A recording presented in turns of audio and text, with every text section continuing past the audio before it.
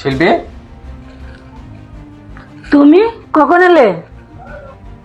আমি কখন এলাম তুমি টের পেলে না? আসলে সুন্দর একটা নাটক দিচ্ছে তো, তাই খেয়াল করিনি। এই তোমার অবস্থা।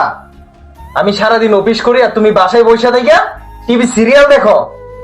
আমার ভাবতেও অবাক লাগে যে আমি সারাদিন অফিস করি আর আমার বউ বসে বসে টিভি সিরিয়াল দেখে। এই তোমার কাছ থেকে আমাদের ছেলে মেয়ে কি শিক্ষা নিচ্ছে? কি শিখবে তোমার কাছ থেকে?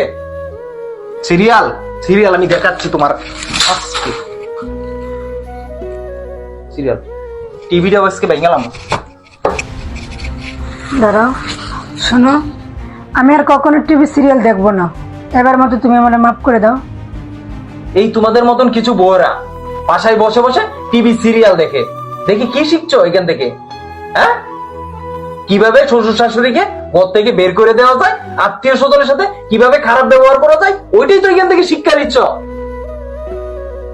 আজকে রিমোটটা ভাঙছি, আরেকদিনকে টিভিটা ভেঙে ফেলবো। না, তোমার আর টিভি ভাঙতে হইব না। আমি আর কখনো টিভির সিরিয়াল দেখবো না। মনে থাকে যেন। হ্যাঁ, মনে থাকবে।